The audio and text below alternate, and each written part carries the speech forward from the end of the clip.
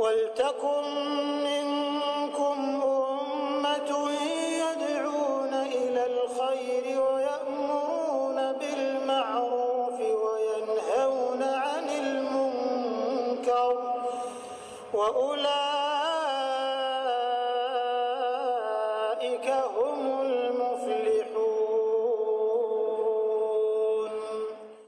Kesulitan apapun yang Anda hadapi, Anda lagi mau menjalankan sebuah proyek, sulit, ya. Anda lagi mau memperbaiki rumah tangga, sulit, ya. Ini kan bukan kesedihan, tapi ada satu kesulitan. Seperti ada penghambat, kok nggak selesai-selesai nih. Anda mau melamar pekerjaan, melamar menikah, juga tidak bisa. Jadi ada kesulitan yang terjadi. Nah ini ada doanya tersendiri. Yang pertama adalah yang disebutkan di dalam hadis Bukhari jilid 7 halaman 154 dan Muslim jilid 4 halaman 2092 yang berbunyi ini terkenal sekali ya zikir ini dan doa ini untuk keluar dari kesulitan. La ilaha illallahul azimul halim. La ilaha illallah rabbul arshil azim. La ilaha illallah rabbus samawati wa rabbul ardi wa rabbul arshil karim. Artinya tidak ada Tuhan yang berhak disembah kecuali Allah yang maha agung lagi maha penyantun. Tidak ada Tuhan yang berhak disembah kecuali Allah, Tuhan singgasana yang besar atau arsh. Tidak ada Tuhan yang berhak disembah kecuali Allah, Tuhan langit dan bumi, dan Tuhan arsh yang mulia. Doa ini teman-teman berisikan puji-pujian kepada Allah. Cuman kadang-kadang ada orang yang tidak faham. Dia pikir kalau pujian berarti bukan permohonan. Ini keliru. Supaya lebih jauh, lebih paham masalah ini, Anda pernah kenal dengan doa Zannun ya, Nabi Yunus alaihissalam pada saat beliau ditelan oleh ikan besar di lautan. Apa yang beliau bilang? Ya Allah keluarkan saya? Enggak. La ilaha illa anta. Ini kalimat tauhid. Tidak ada Tuhan yang berhak disembah kecuali Allah. Makna kalimat ini, aku tidak akan bisa minta kepada selainmu ya Allah. Subhanaka, maha suci engkau dari semua kekurangan. Inni kuntu minadh dhalimin. La ilaha illa anta subhanaka inni kuntu minadh dhalimin. Aku termasuk orang-orang yang menzalimi diriku. Artinya dia mengakui kesalahannya. Karena sering diulangin itu, maka yang terjadi adanya pengucapan kalimat tauhid dan bertasbih kepada Allah. Kemudian mengakui kesalahan, Allah keluarkan dia dari mulut ikan itu. Bukan cuma itu. Allah SWT berikan petunjuk kaumnya di Nainawa sehingga mereka beriman kepada Allah dan Nabi Yunus AS akhirnya pulang sampai ajal beliau datang mendakwahi mereka dan memandu mereka ke syariat Allah Subhanahu wa taala. Yang awalnya mereka menolak dakwah Nabi Yunus AS. Mirip dengan itu ya. Jadi ini jangan Anda lihat oh la ilaha illallah azimul halim ya. Tidak Tuhan yang berhak disembah kecuali Allah yang maha agung lagi maha penyantun. Ini seakan-akan bukan doa, ini doa. Karena penyebutan bahwasanya Allah maha agung maksudnya adalah Allah maha agung dari seluruh permasalahan yang sedang aku hadapi. Artinya itu sangat kecil di sisi Allah SWT. Itu maknanya. Dan ini faedah pertama dari doa ini. Dari kalimat la ilaha illallahul azim. Tidak ada Tuhan yang berhak disembah kecuali Allah. Seperti Nabi Yunus bilang tadi, la ilaha illa anta. Berarti tidak ada Tuhan yang bisa saya minta ya Allah. Tidak ada tempat saya minta, gitu kan? Kecuali engkau Al-Azim yang maha agung. Engkau agung sehingga tidak ada ukurannya permasalahanku ini di hadapanmu. Kecil. Al-Halim, maha penyantun. Artinya santuni aku. Permasalahanku ini selesaikan, mudahkan. Itu maknanya. Potongan yang kedua, la ilaha illallah rabbul arshil azim. Tidak Tuhan yang berhak disembah kecuali Allah. Artinya tidak ada Tuhan yang bisa saya mohon ya Allah. Kecuali engkau. Pemilik singgasana yang agung. Dan arsh ini adalah makhluk Allah yang paling besar. Makhluk Allah yang paling besar. Ya. Digambarkan dalam ayat kursi tentang kursi. Kursi itu pijakan kaki raja di singgasana. Berarti di arshnya Allah gitu kan. Allah mengatakan wasi'a kursiyus samawati wal ard.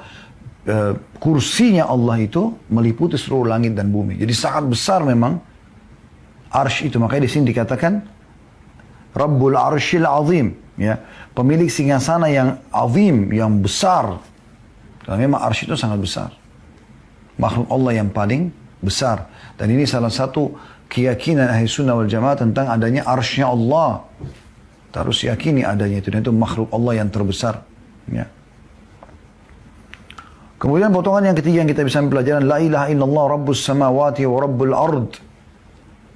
Tiada Tuhan yang berhak disembah kecuali Allah. Maksudnya tidak ada tempat aku memohon ya Allah. Lalu kita ikrarkan rabbus samawat. Tuhan, pemilik, penguasa, pengatur seluruh langit ini dan seluruh bumi dengan kedalamannya itu. Ya. Dan apapun yang dikandung oleh bumi tersebut. Artinya, permasalahanku ini kecil, mudah sekali untuk ya Allah, karena engkau adalah pemilik semua ini. Kalau ada orang di depan kita yang kita khawatirkan kejahatan dia, maka yang ciptakan dia Allah, yang ciptakan sifatnya itu juga Allah, yang bisa menjauhkan kita dari musibah dia adalah, permasalahannya adalah Allah. Sa'id bin Musayyib rahimahullah, seorang ulama tabi'in, pernah diundang oleh Hajjaj bin Yusuf. Ini penguasa yang sangat zalim pada saat itu. Luar biasa kezalimannya gitu. Ya. Maka yang terjadi, waktu masuk ke sana, udah disiapin an-nata'. An-nata' itu seperti kulit hewan dengan saif, pedang. Biasanya ini isyarat dari Hajjaj untuk membunuh siapapun yang dia undang pada saat itu kalau tidak cocok sama dia. Jadi untuk mengancam, mau ulama mau bukan, dia nggak pusing. Banyak. Termasuk yang terakhir dibunuh oleh dia adalah Sa'id bin Jubair rahimahullah, ulama tabi'in masyhur. Tapi yang jelas waktu Sa'id bin Musayyib datang ke sana. Lalu kemudian dia masuk, dia komat-kamitkan mulutnya. Tiba-tiba Hajjaj berubah total. Hajjaj langsung ya mempersilakan Sa'id bin Musayyib dulu di dekatnya di singgasananya. Kemudian bertanya banyak hal kepada Sa'id bin Musayyib, lalu memberikan hadiah, bahkan meletakkan sendiri parfum yang sangat mahal pada saat itu di jenggot Sa'id bin Musayyib dan di pakaiannya, dan dihadiahkan untuk beliau. Kemudian mempersilahkan untuk pulang. Bukan malah disakiti, tapi malah dihormati gitu. Maka ada seorang bertanya, mengatakan, wahai Sa'id, Anda waktu menuju ke Hajjaj, saya melihat mulut Anda komat-kamit, apa yang Anda bacakan? Aku mengatakan, wahai Allah, ya, pemilik langit dan bumi ini, jadikanlah kejahatannya orang ini berubah menjadi kebaikan. Kelembutan untuk aku. Maka Allah terima dan Allah balik keadaan itu. Itu baik. Hewan buas di depan mata kita. Musuh yang banyak jumlahnya dengan senjata-senjata mutakhir. Semua itu makhluknya Allah. Allah itu Rabbus samawati wal ard. Tuhan dan pemilik dan penguasa semua di langit dan di bumi. Minta kepada Allah SWT. Apalagi kalau cuma istri, suami yang Anda minta supaya dilunakkan hatinya. Kecil sekali. Anak Anda supaya dapat hidayah. Ya. Itu kecil sekali. Kalau Anda minta kepada Sang Pencipta yang Maha Agung. Lalu kita tutup di sini yang keempat, wa Rabbul Arsyil Karim, dan pemilik singgasana yang mulia. Nah, di sini perbedaan awal dengan yang kedua tadi kan ada Rabbul Arsyil Azim, pemilik singgasana yang besar, ya. Ini Rabbul Arsyil Karim, pemilik singgasana yang mulia. Ini memang keduanya tidak kontroversi. Karena singgasana Allah memang besar, azim, sisi lain dan sisi lain juga memang karim, artinya mulia. Artinya Allah SWT buat dia sangat istimewa. Sangat istimewa. Ya. Dan ini memang penuh dengan keindahan-keindahan. Karena ini singgasananya raja. Sang raja yang sebenarnya Allah SWT. Penuh dengan kebaikan-kebaikan dan kemuliaan. Nah ini kalau kita ucapkan, lalu kita sampaikan hajat kita setelahnya, insya Allah akan dikabulkan oleh Allah SWT. La ilaha illallahul azimul halim. Fahami terjemahnya supaya Anda tidak lupa menghafalnya. La ilaha illallah, tiada Tuhan yang berhak disembah kecuali Allah. Al-azim, yang maha agung. Berarti Allah lebih agung dari semua permasalahan yang sedang kita hadapi. Ya. Al-halim, penyantun. Berarti akan membantu kita. La ilaha illallah rabbul arsyil azim. Tiada Tuhan yang berhak disembah kecuali Allah, pemilik singgasana yang agung. La ilaha illallah rabbus samawati wal ard. Tiada Tuhan yang berhak disembah kecuali Allah, Tuhan dan pemilik seluruh yang di langit dan di bumi. La ilaha illallah rabbul arsyil karim. Tiada Tuhan yang berhak disembah kecuali Allah, pemilik singgasana yang mulia. Selanjutnya teman-teman sekalian, 3 doa terakhir ya. Allahumma rahmataka arju, fala takilni nafsi tarfata'in. Aslih wa aslih li sya'ni kullahu la ilaha illa ant. Allahumma rahmataka arju, ya Allah rahmatmu lah yang aku harapkan, maksudnya kasih sayangmu ya. Fala takilni nafsi tarfatain, maka jangan engkau biarkan atau engkau serahkan urusanku kepadaku sekejap mata pun. Wa aslih li sya'ni kullah, dan perbaiki seluruh perkaraku. La ilaha illa anta, tiada Tuhan yang berhak disembah kecuali engkau. Hadis ini diriwayatkan Abu Dawud jilid 4 halaman 324 dan Ahmad jilid 5 halaman 42 serta dinyatakan hasan oleh Syarabani dalam Sahih Abu Dawud jilid 3 halaman 959. Ini juga teman-teman sekalian dianjurkan dibaca di zikir pagi. Salah satu bagian zikir pagi kita pernah pelajari di buku ini juga ya.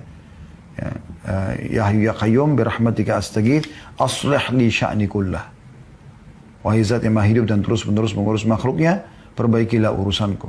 Ya. Wala takilni ila nafsi tarfatain, dan jangan kau biarkan aku mengambil keputusan sekejap mata pun. Ya. Nah di sini juga mirip itu, tapi beda lafaz saja ya. Potongan pertama doa, Allahumma rahmataka arju, ya Allah aku mengharapkan rahmatmu. Dan dalam ayat ini Allah mengatakan, ya, kalau rahmat Allah itu wasi'at kulla syai'. Rahmat Allah meliputi segala sesuatunya.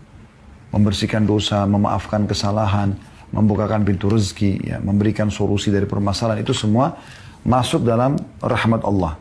Aku berharap rahmatmu. Potongan kedua, fala takilni ila nafsi tarfatain. Fala takilni ila nafsi tarfatain, maka jangan engkau membiarkan aku mengambil keputusan sendiri. Biarkan semua engkau yang ambil keputusan ya Allah, supaya tidak salah. Ini tanda-tanda keimanan seseorang ya. Yang ketiga, wa aslih li sya'ni kullah. Perbaiki seluruh urusanku. Tidak terkecuali. Kalau sudah baik, ada rezeki yang luas, pasangan yang baik, keturunan yang sehat dan baik juga, tambah berkah ya Allah. Ya. Kalau rusak, ada yang salah, ada yang tidak baik, maka perbaiki ya Allah. La ilaha illa ant, tidak ada Tuhan yang berhak disembah kecuali engkau. Dua-dua yang terakhir, tadi sudah kita baca sebenarnya ini yang ketiga ini ya. La ilaha illa anta subhanaka inni kuntu minal zalimin. Tiada Tuhan yang berhak disembah kecuali engkau, maha suci engkau, sungguhnya aku termasuk orang yang berbuat zalim. Hadis ini diriwayatkan oleh Tirmidzi jilid 5 halaman 529 dan Hakim dan juga Hakim mensahihkan yang disetujui oleh Az-Zahabi juga di jilid 1 halaman 505. Dan bisa dilihat juga Sahih Tirmidzi jilid 3 halaman 168. Nah, ini pernah ada kisahnya ya, atau ada sebuah riwayat. Nabi SAW mengatakan kepada beberapa sahabat, bacalah dalam doamu, doa Zannun, doa ini, doanya Nabi Yunus AS, maka pasti ya, kata Nabi SAW, pasti doamu akan diijabah. Pasti doamu akan diijabah. Jadi artinya, sebelum anda berdoa, anda ikutkan dulu dengan la ilaha illa anta subhanaka inni kuntu minal zalimin. Tiada Tuhan yang berhak disembah kecuali engkau. Maksudnya tidak ada tempat aku bergantung dan memohon kecuali kepada engkau. Maka aku termasuk orang-orang zalim. Artinya sebelum kita meminta doa, kita sudah mengakui kalau ada kesalahanku penyebab daripada doa ini tidak diterima, maka angkatlah ya Allah. Yang terakhir adalah Allah Rabbi la usyriku bihi syai'a. Artinya Allah adalah Tuhanku, aku tidak menyekutukannya dengan sesuatu apapun. Hadis ini riwayat Abu Dawud jilid 2 halaman 87 dan juga disebutkan dalam Sahih Ibnu Majah jilid 2 halaman 335. Dan ini teman-teman sekalian, adanya penyebutan nama yang paling agung buat Tuhan kita, yaitu Allah. Ya, tidak ada yang mengalahkan ini. Nama ini adalah nama yang paling dicintai oleh Sang Pencipta, makanya disebutkan dalam awal salat kita, Allahu Akbar. Ya. Yang paling disebutkan, Allah Subhanahu wa Ta'ala berfirman, Allah Azza wa Jalla berfirman, takutlah kepada Allah, Tuhan kita adalah Allah, gitu kan? Memohonlah hanya kepada Allah. Qul huwallahu ahad. Katakan Allah itu satu. La ilaha illallah. Selalu Allah yang dipakai. Apabila ada sifat Allah yang lain, Ar-Rahman, Ar-Rahim, ya Al-Ghafur, At-Tawwab, Al-Afu, banyak ya. Tapi Allah ini yang paling agung. Di sini kita ulangi 2 kali, Allah, Rabbi. Rabbi artinya penciptaku, penguasa, pemberi rezekiku, yang memberikan aku kehidupan, yang mematikan aku, itu namanya Rabbi.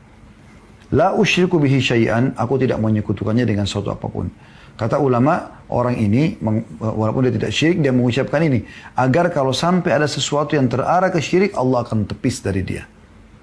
Dan dari sini juga ada yang pelajaran, ternyata syirik itu termasuk sumber permasalahan kesulitan yang banyak muncul dari banyak orang, tapi mereka tidak menyadarinya. Allahu a'lam.